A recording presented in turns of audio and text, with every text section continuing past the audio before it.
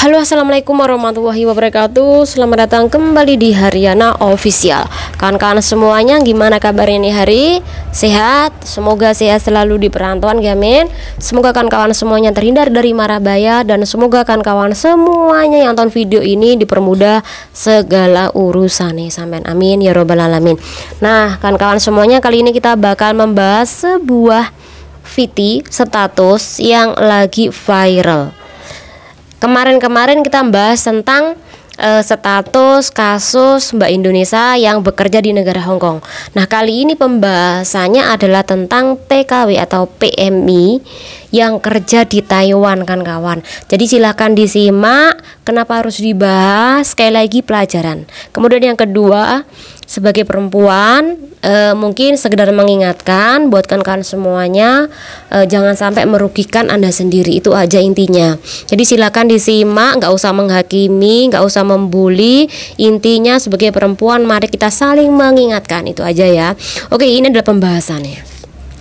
Jadi kawan-kawan, dari kemarin ya, sebenarnya sudah dari kemarin ini ada status VT yang lagi rame. Jadi tidak hanya di Facebook, tapi juga di TikTok dan juga di IG.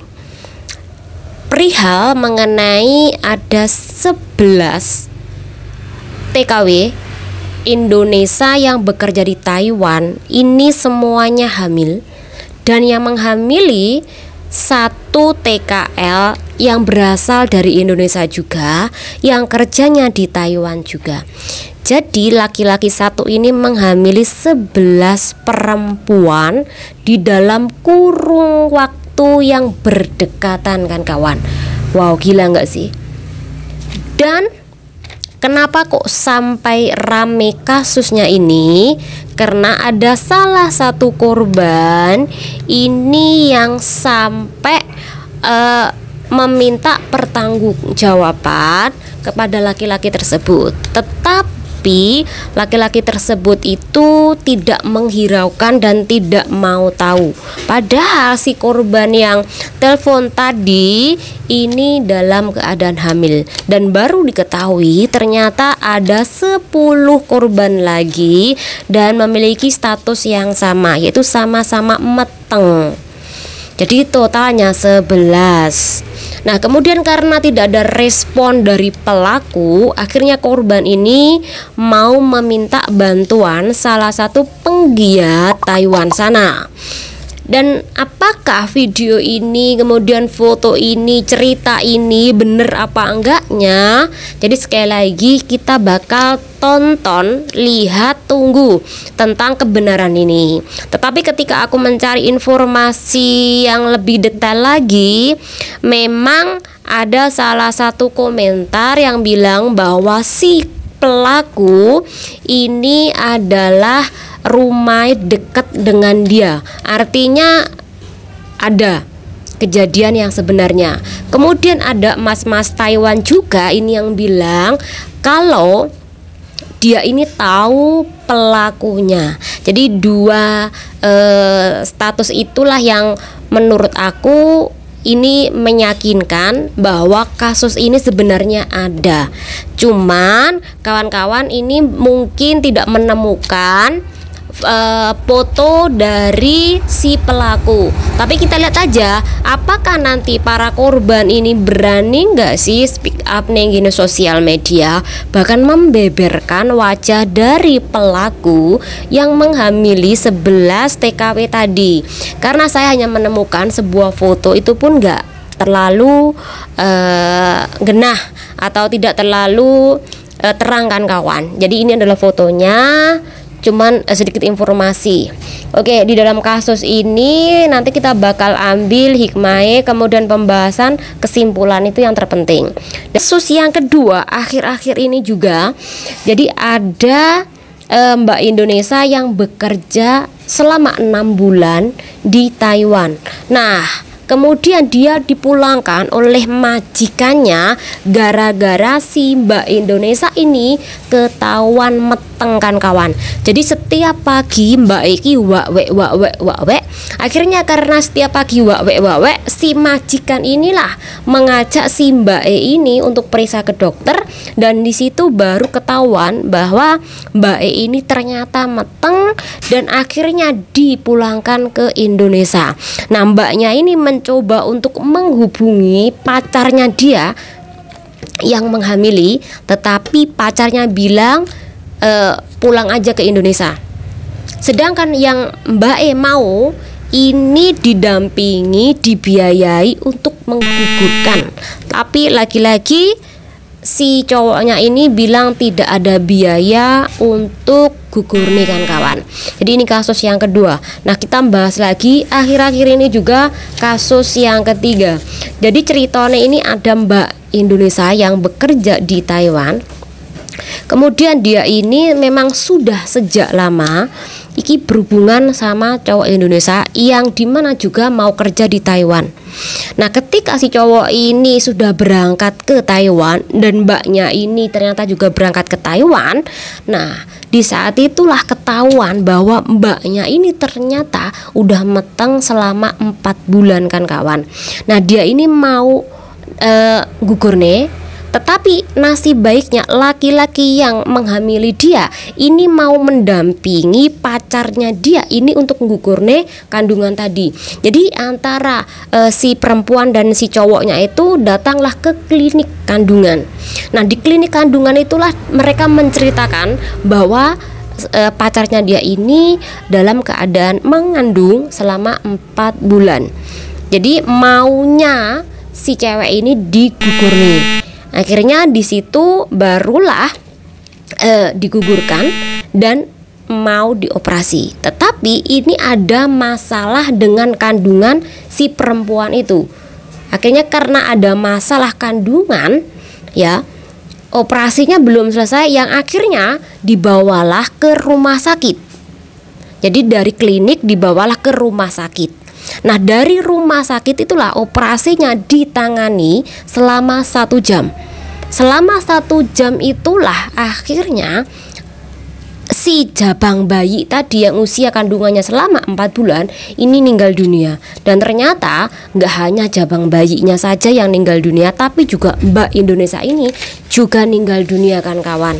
Nah, di dalam kasus ini tentu saran saya buat kawan-kawan nggak perlu membuli ya, karena kita tidak tahu keadaan yang sesungguhnya dan bagaimana tentang kisahnya. Intinya cuman segitu aja. Tapi saat ini kasusnya masih dalam penyelidikan polisi Taiwan sana kan kawan. Ini kasus yang ketiga. Kita bahas kasus yang keempat kan kawan. Oke, ini kasus yang sama, tapi kejadian ya juga akhir-akhir ini. Jadi ada Mbak Indonesia ini lagi nunggu di PT proses berangkat ke Taiwan. Tapi ketika di PT itulah mbaknya ini kan memiliki tok-tok atau ini. Jadi di saat itulah mbaknya itu berkenalan sama TKL Indonesia yang kerjanya di Taiwan juga. Kemudian ketika mbaknya ini visanya ada, turun berangkatlah dia ke Taiwan. Nah, di Taiwan itulah dia sudah mendapatkan libur kan kawan. Janjian sama pacar online tadi yang sama-sama kerja di Taiwan. Ketemuan mereka. Oke. Kemudian mbaknya ini turun visa, berangkatlah dia ke Taiwan.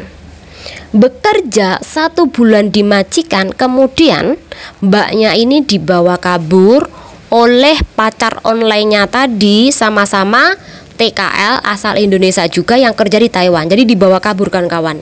Tapi nggak tahu sekarang nasibnya bagaimana. Tapi intinya memang ada kasus seperti ini. Di Hong Kong, PRT asing hamil itu dilindungi. Ada bapak atau nggak ada bapak, ini tetap dilindungi dan mendapatkan hak-haknya.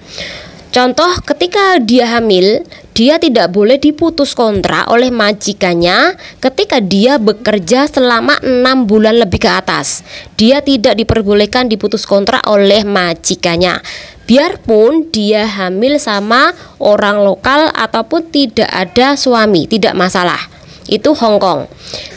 Kemudian mereka-mereka yang hamil yang kerja di majikan tersebut selama 6 bulan lebih ini juga mendapatkan hak bersalin, hak libur, hak cuti, dan ada pembiayaan oleh pemerintah Hong Kong melalui finder itulah. Ini kan kawan, soalnya kok gak lupa kok. Jadi ada haknya. Ini di Hong Kong. Kalau di Taiwan aku tidak tahu kan kawan. Nah, mereka ini menghormati mereka-mereka yang hamil dan menggugurkan itu tidak masalah. Tetapi sekali lagi ini ada undang-undang, ada persyaratannya juga. Sedangkan kalau di kampung kita itu beda lagi. Bahkan di dalam agama kita juga beda lagi. Bahkan di adat istiadat di masyarakat kita itu beda lagi kan kawan. Mungkin sesuatu hal yang dianggap nggak baik. Beda kalau orang luar, tidak menjadi masalah. Ada suami tidak nikah pun tidak masalah. Jadi ketika adanya kasus seperti ini kan kawan, yang poin terbesarnya apa sih? Satu, pandangan masyarakat terhadap kita itu beda lagi loh. Ketika kamu bekerja kemudian sampai seperti itu di negara Taiwan. Kemudian yang kedua, sebagai seorang perempuan, kalau sampai melakukan seperti itu, hohohilah sampai ada jabang bayinya, yang paling dirugikan itu adalah perempuan. Contohnya 11 si perempuan tadi, 1 laki-laki. Itu pihak perempuan yang paling dirugikan. Anda sudah kehilangan pekerjaan di interminit, kemudian Anda masih mendapatkan dosa karena pertama melakukan hubungan, kemudian yang kedua Anda pastikan menggugurkan kan. Karena kalau tidak menggugurkan, apakah Anda mau membawa jabang bayi itu ke tanah air, pulang ke kampung halaman Anda, pulang ke rumah Anda? Enggak kan? Jadi dalam kasus seperti ini pihak perempuan yang paling dirugikan. Jadi pesan saya, hati-hati di negara orang.